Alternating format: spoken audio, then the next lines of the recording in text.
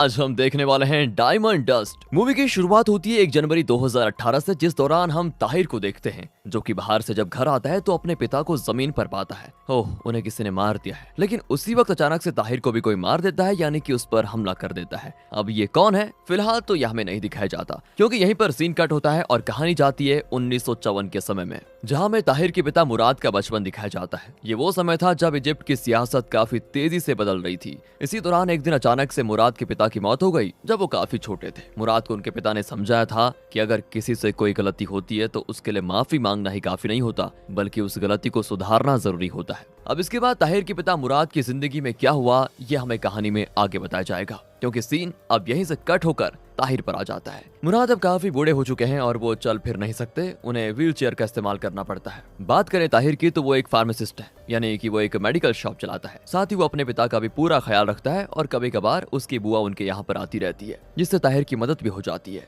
और सच बताऊं तो ताहिर के लिए उसके पिता ही सब कुछ थे। एक दिन जब ताहिर अपनी मेडिकल शॉप में होता है तो वहाँ पर सारा नाम की एक लड़की कुछ दवा लेने के लिए आती है, और पता नहीं उस लड़की पर ऐसा क्या था, ताहिर उसे पसंद करने लग जाता है। एक्चुअली सारा ताहिर की बिल्डिंग के 3rd फ्लोर पर रहती है और दोनों एक दूसरे के बारे में अच्छे से जानते भी हैं कि वो एक ही बिल्डिंग से हैं, लेकिन उन्होंने आज तक बात नहीं की होती। अब ताहिर यहाँ पर सारा से बात करने की कोशिश करता है, मगर सारा उससे बात करने में कोई दिलचस्पी नहीं दिखाती। उसके जाने के बाद वहाँ पर शोएब नाम का एक गुंडा आता है जो ताहिर से एक नशीली दवा की मांग करता है, लेकिन ताहिर उसको ये दवा बिना डॉक्टर के प्रिस्क्रिप्शन देने से मना कर देता है। अब इस पर वो गुंडा है, गुंडा बिरादरी का है तो गुस्सा हो ही जाएगा। वो काउंटर की उस तरफ से ताहिर का गला पकड़ लेता है। तब वहाँ पर काम करने वाला एक आदमी शोएब को वो दवा दे देता है। अब ताहिर को छोड़ने के बाद जाते जाते शोएब मेडिकल शॉप का दरवाजा तोड़ते हुए चला जाता है। उसके बाद शोएब के खिलाफ ताहिर पुलिस कंप्लेंट भी करता है, मगर कोई फायदा नहीं होता। इस बारे में वो अपने पिता से आकर भी बताता है, जिस पर उसके पिता कहते हैं कि शोएब जैसे लोगों को पुलिस कुछ नहीं करेगी बेटा, तुम इन सब चीजों में ना पड़ो तो वो अच्छा होगा, और आगे से जब भी कोई कुछ मांगे तो उसे चुपचाप दे दो, बस किसी से लड़ाई झगड़ा मत करना। अगली सुबह मुराद अपने बेटे से कहते हैं कि मुझे आज बाहर कुछ काम है,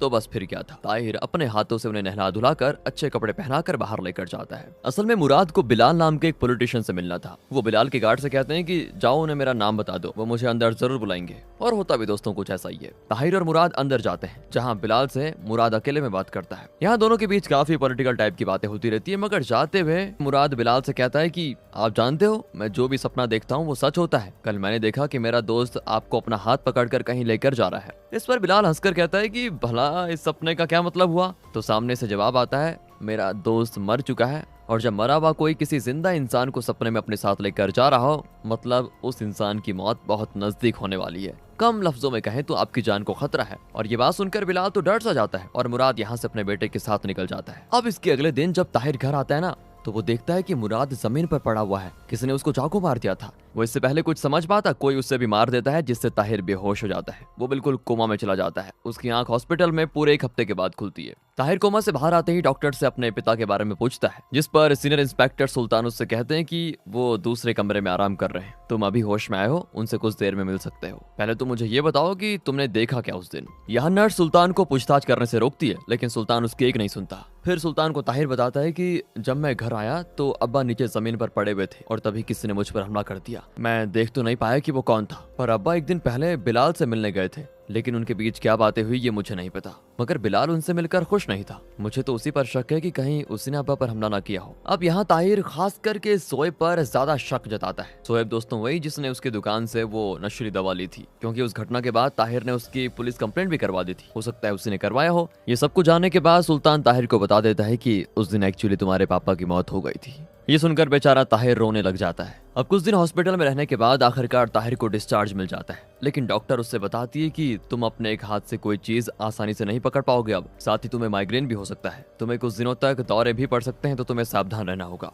घर आने के बाद ताहिर से मिलने के लिए सारा आती है। असल में उसे बेहोश सारा नहीं देखा था, तभी उसने सही समय पर एम्बुलेंस बुलाकर ताहिर की जान बचाई थी। ताहिर फिर उसको शुक्र अदा करता है और उसके पूछने पर बता देता है कि अभी वैसे पुलिस को कुछ पता नहीं चला कि वो हमला किसने किया था। इसके बाद सारा चली जाती है। बाकी सारा की बात करें तो वो एक मशहूर न्यूज चैनल की शो के प्रोड्यूसर है, जिसमें करप्ट लोगों और पॉलिटिशियन से रिलेटेड न्यूज दिखाई जाती है। ये न्यूज टीवी पर सारा का बॉयफ्रेंड वलीद पेश करता है। सारा उससे काफी ज्यादा इंप्रेस भी हो जाती है और उसके शादीशुदा होने के बावजूद, उसके बाल बच्चे होने के बावजूद सारा वलीद को चाहती है। इधर ताहिर सुल्तान के बुलाने पर उससे मिलने जाता है, जहाँ पर सुल्तान उससे पूछता है कि क्या तुम्हें पता है तुम्हारे पिता क्यों बिलाल से मिलने गए थे? इस पर ताहिर ना में जवाब देता है। यहाँ ताहिर सुल्तान से अपने पिता की केस फाइल देखने के लिए मांगता है, जिसके मुताबिक मुराद के सर पर दाहिनी तरफ वार किया गया था, यानी कि किसी बाएं हाथ वाले आदमी ने यह काम किया है। सुल्तान ताहिर से बताता है कि हमें कोई भी सुराग वैसे अभी तक तो मिला नहीं, क्योंकि वहां पर तुम्हारे मुराद और तुम्हारी बुआ के अलावा किसी के फिंगरप्रिंट्स नहीं थे, और दरवाजा या खिड़कियां भी बिल्कुल सही सलामत थी। मतलब कि जिसने भी मुराद को मारा है वो उसे अच्छे से जानते थे, नहीं तो भला मुराद उसके लिए दरवाजा क्यों खोलते।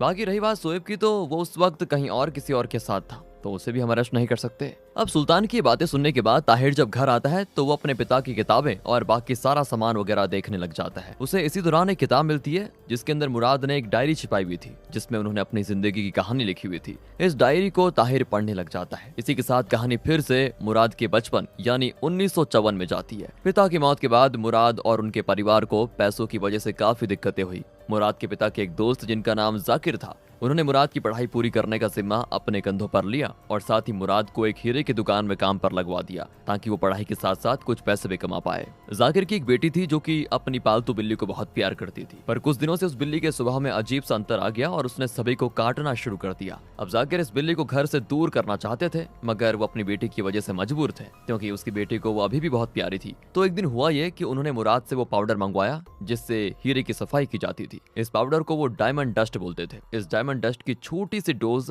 जाकिर ने उस बिल्ली को खाने में दे दी। बिल्ली कुछ ही दिनों में मर गई। उसकी हालत काफी ज्यादा खराब हो गई थी और जाकिर ने मुराद से ये भी कहा था कि ये बात किसी को मत बताना। जल्दी 2 साल बीत गए और साल 1956 में इजिप्ट में युद्ध छिड़ गया। तब मुराद ने देखा कि जाकिर दुश्मन जहाज को रोशनी दिखाकर सिग्नल दे रहा है, यानी कि वो गद्दार निकला। इस पॉइंट पर मुराद को अपने पिता की बात याद आ गई कि अगर गलती की तो माफी मांगने से कुछ नहीं होगा, उसे सुधारना जरूरी है। तो जाकिर की इस गलती को सुधारने के लिए मुराद ने उन्हें चाय में वही डायमंड डस्ट दे दी जो उन्होंने बिल्ली को दी थी, और इसे जाकिर एक ही महीने में तड़प तड़प कर मर गया। उसके मरने के बाद जाकिर की बेटी और माँ ने ये देश ही छोड़ दिया और फिर मुराद ने भी अपनी हिस्ट्री की पढ़ाई पूरी कर ली। साल 1967 के युद्ध में वो सेना में शामिल होकर लड़ाई के मैदान में भी गया। फिर वो वापस आकर हिस्ट्री टीचर बन गया। लेकिन मुराद की जिंदगी तब बदल गई जब उसे एक ब्लैक सर्जरी हुई। इस सर्जरी में कुछ अनजान गलतियों की वजह से मुराद की कमर के नीचे का हिस्सा पैरालाइज्ड हो गया और वो व्हीलचेयर पर आ गया। इसी वजह के कारण मुराद की पत्नी उसे और ताहिर को छोड़कर चली गई। अब मुराद के पास लोगों की जासूसी करने के अलावा कोई काम नहीं था। उसने कई किताबें लिखी और बड़े बड़े लोगों से अपनी जान पहचान बढ़ाई, ताकि वो आसानी के साथ पॉलिटिशियन, बिजनेसमैन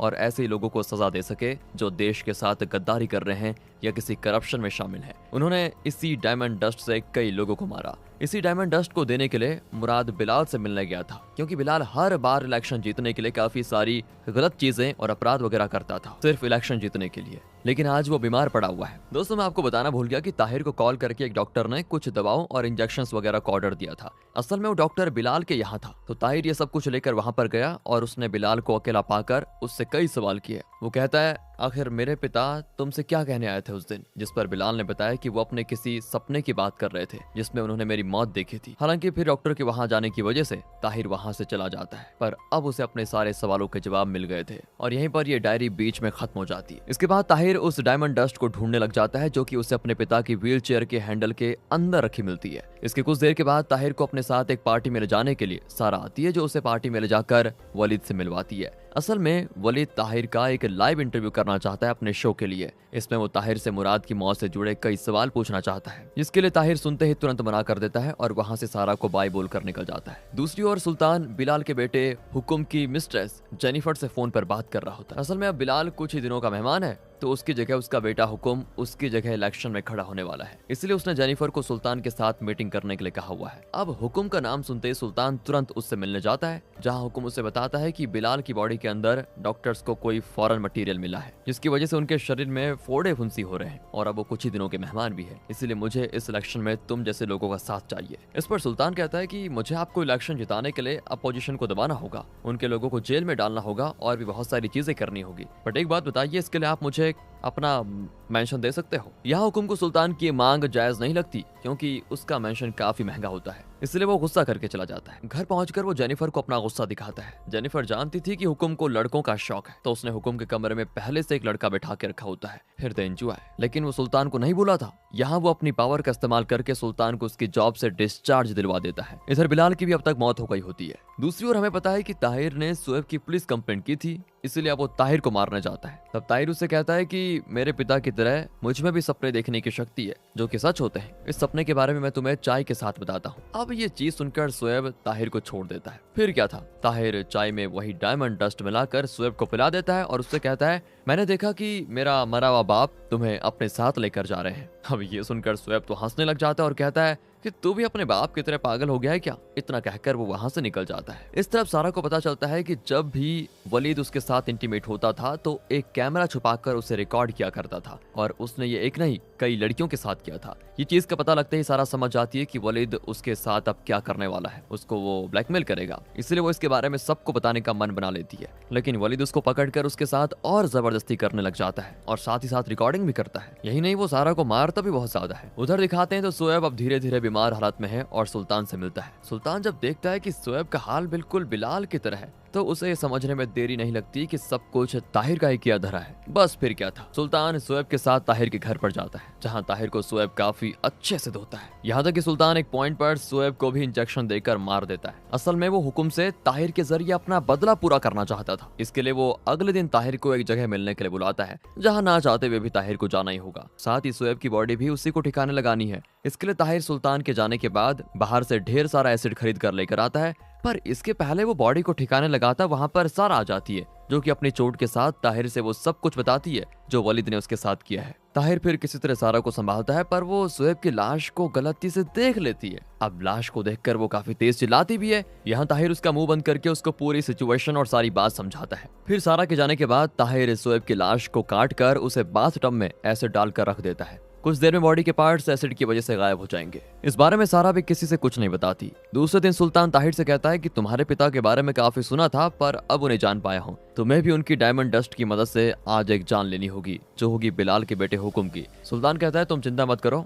मैं तुम्हें हुकुम के करीब पहुंचाने का वादा करता हूँ। तुम्हारे पिता की जान बिलाल ने ही ली है और अब तुम्हें उसके बेटे हुकुम को मारने का मौका मिल रहा है तो मेरा और तुम्हारा दुश्मन एक ही है। ये काम किसी भी कीमत पर हो जाना चाहिए, नहीं तो तुम्हारे लिए अच्छा नहीं होगा। बस दोस्तों फिर क्या था, सुल्तान जेनिफर को जान से मारने की धमकी देकर उसके जरिए ताहिर को हुकुम तक पहुंचा देता है। अब हुकुम को लड़कों का शौक है तो वो ताहिर को देखकर काफी खुश भी होता है। यहाँ पर ताहिर एक फोटो को देखता है जो कि 1 जनवरी 2018 की थी और इसमें बिलाल अपने परिवार के साथ था। उस दिन वो देश से बाहर परिवार के साथ घूमने गया था, तो अगर वो देश से बाहर था तो वो मुराद को कैसे मरवा सकता है। यही सोचकर ताहिर उसे डायमंड डस्ट देकर अपने घर पर आ जाता है और कुछ और ढूंढने लग जाता है। उसको अपने पिता की एक और डायरी मिलती है जिसमें मुराद ने लिखा हुआ था कि वो असल में बिलाल की जासूसी कर रहा था जिसके लिए सुल्तान और शोएब काम करते थे। तो हुआ ये कि इस पॉइंट पर मुराद ने पहले शोएब को अपना शिकार बनाने के लिए चुना, क्योंकि कानून का रखवाला अगर देश का गद्दार और करप्ट ऑफिसर होगा जो पैसों के लिए कुछ भी कर सकता है तो ये बहुत बड़ा नुकसान है देश के लिए। लेकिन उस समय हुआ है कि सुल्तान पहले से मुराद से 2 कदम आगे था और उसे पता लग चुका था कि मुराद उसको मारना चाहता है। इसीलिए उसने शोएब के जरिए उस दिन मुराद को मरवाया